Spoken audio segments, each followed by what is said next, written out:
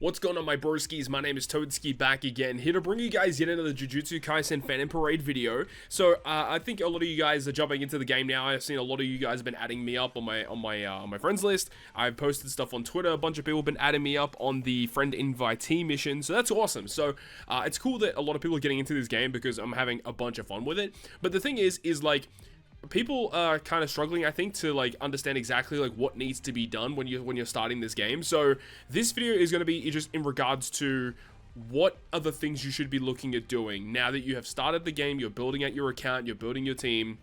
What should you be doing?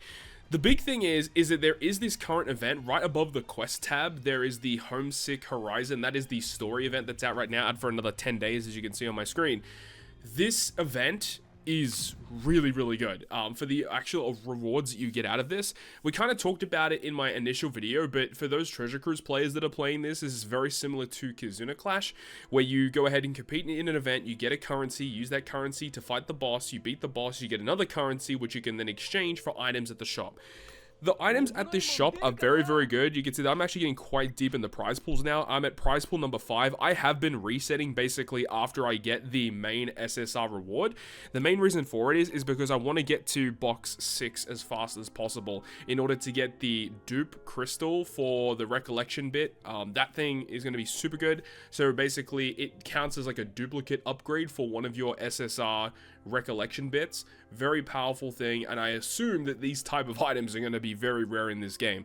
When you get a little bit further, if you go to the one after that, you get one of those rainbow crystals. Those are used to level up your character's moves, your skills. So these are also going to be pretty valuable, I would think. And when you get to the box 8, it's just basic stuff that keeps resetting. There are a lot of good rewards in here. Of course, you can get like Phantom Parade gacha tickets, which is also kind of neat.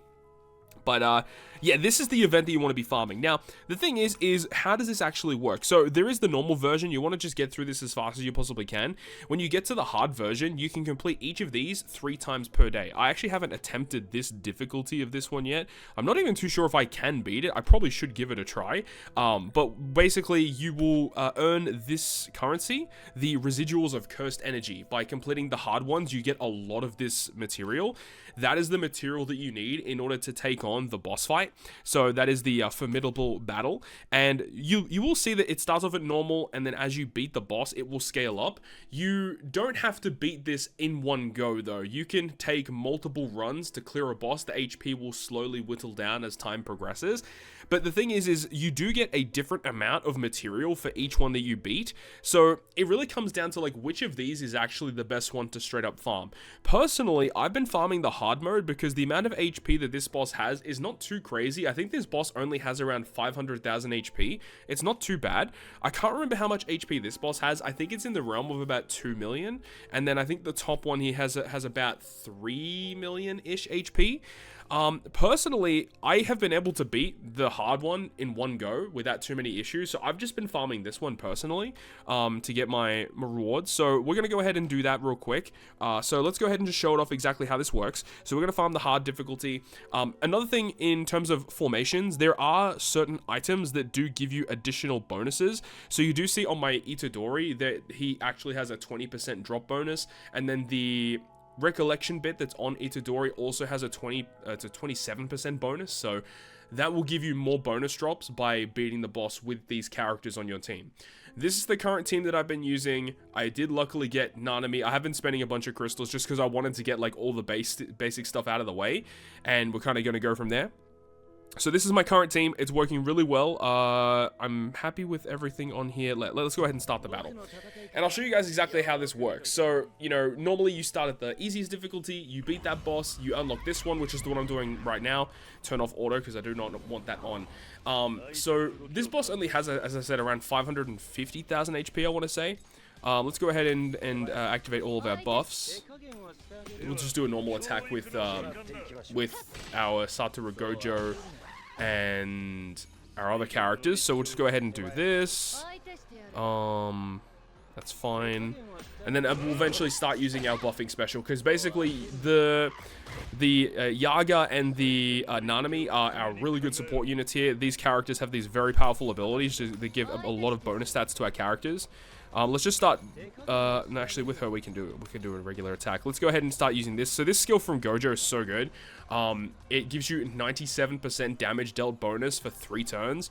You can just keep doing this over and over again until you use his ultimate skill, and then like you should get so much bonus damage, and it just stacks on top of each other. And especially because we have Nanami and Yaga continuously giving us buffs as well. I have this recollection bit on Yaga, which recovers 15 cursed energy. So it allows us to use his tutoring multiple times back to back, which is really strong. Let's go ahead and do this to buff her. Let's do this. Do we get Gojo's ultimate? We do not, unless he gets hit here. Nope, okay. And we have lost our Yaga, so we lose a buff from him, which is a bit of a shame. Let's do this, this, and this. And then next turn, we will be able to use our ultimate skill and do a ton of damage here. Okay, that's fine. Let's just do this, use our recollection bit, use the ult, use our recollection bit, use the ultimate skill, get the double ult, and this should 100% kill him. No problems. Such a cool animation. So that was 180k there. And then Gojo is going to do how much? He's going to do 691k. And then the co-op ult as well. How much is this going to do? And oh my god, that might be the highest amount of damage I've ever done. That is wild, dude. Holy cow. I mean, with that kind of damage, we could probably do the next one and above. I didn't realize that my damage was going to be that high. That was crazy. I've never hit that kind of damage before. But as you can see, we beat it in one go, obviously. And we get 83 of the normal one, and then there's like an additional drop as well. Yeah, so the 59 on the right, you get that every time you challenge this boss on this difficulty. And then the Annihilated is the bonus thing because we killed the boss in this run. So we get bonus drops as well. As I said, you know, it depends on how easily beatable each of these bosses are. So you want to be using your materials wisely because you only really get a set amount per day in terms of the event quests. This one right here, on the hard difficulty, you can only do 3 per day. The normal difficulty, you can do as many times as you want, but the thing is you get way less drops on this one, so you basically just want to farm all the hard ones every single day. So yeah, after we beat that boss, we got some of these tickets, which we can go ahead and exchange, so let's go ahead and do some here. We did not get the SSR piece, but you can get a bunch of rewards. And this is the main reason why it's so good, because you need like these materials to level up your characters. You need these yellow orbs, the beckoning of training. You do need, like, this is your currency, your JP. You can get some crystals to level up your character skills. You get these cursed objects to rank up your characters, to increase their grades, right? You can get all of these materials in one singular event. Now, of course, you can still use your stamina to farm your what are they called again? I keep forgetting the name. The Beacon of Training. You can still, I use a bunch of stamina just to farm that to level up my characters and stuff. But you should be, like, your main priority should be focusing on this event, because getting all of this stuff will raise your overall account in one go, because you're farming everything at once. You're farming skills, you're farming grades, you're farming EXP, you're farming currency. You're just doing everything at once. So that's what I would suggest to most of you guys out there. And plus, you also get an SSR Recollection bit, which is going to be kind of cool as well. Now, the Recollection bit is not the greatest one ever. Let me just go ahead and just pull it up real quick. I believe it's this one.